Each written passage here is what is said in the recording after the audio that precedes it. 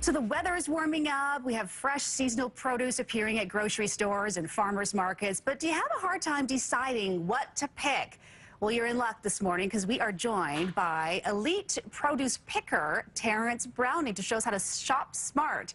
Terrence, thanks for joining us this morning. My pleasure. Okay, so we have to know, how do you become an elite produce picker?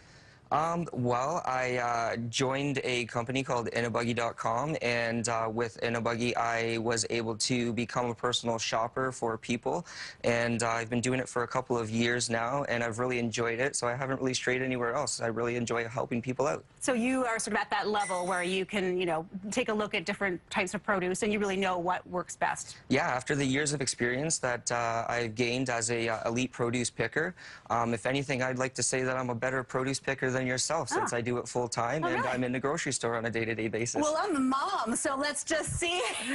No, really. When I go to the grocery store, basically, I'm sort of looking for brown spots and, looking to see if leaves are falling off. But what would you say is sort of the general rule when it comes to picking produce? Yeah, definitely. That's a good start. I would recommend using your senses when you're picking out your produce.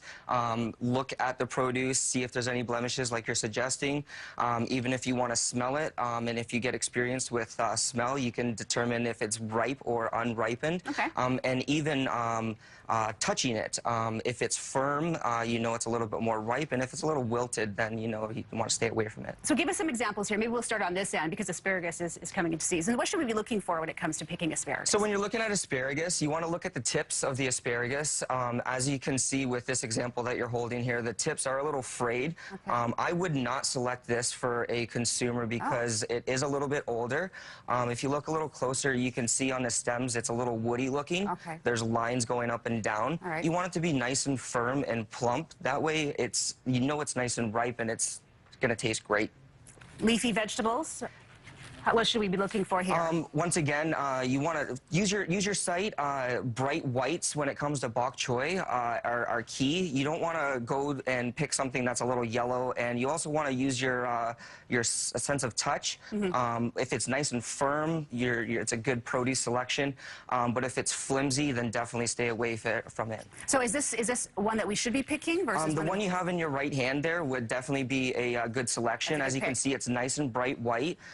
The leaves are nice and firm and stiff, whereas the one in your left hand there, it's a little bit more flimsy. The leaves at the top, they're a little brown and yellow, so you want to stay away from that. Okay. What are some of the more difficult ones that people might struggle with? I would say the most challenging product to pick is strawberries. Yeah. A lot of people have a hard time picking out strawberries when you're in a grocery store. You notice a lot of people kind of get hung up on strawberries, trying to pick and choose which ones they want to bring home, and it's really important to pick ones that are nice and firm, that aren't necessarily as soft, slimy here, and wet. Yes, it's really hard to find them because they're always in the packaging, right? So it's hard to see really. Definitely. So don't be afraid to open up packaging if they're sealed. Don't be afraid to flip the packaging upside down. Okay. And then you can take a look underneath the packaging to see if there's any moisture or any rotten produce underneath. So definitely take a look. Okay.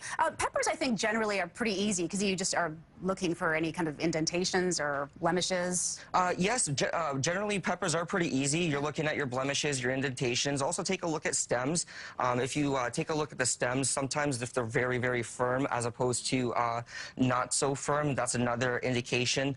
Using your touch to see if it's nice and firm as opposed to squishy. Yeah.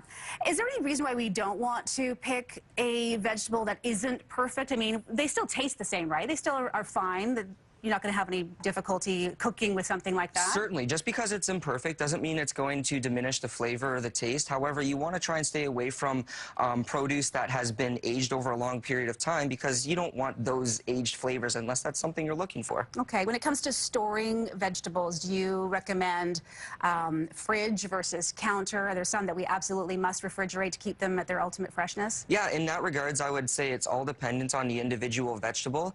Maybe do some research if you're interested in each individual vegetable or produce, but let's just use mushrooms as an example.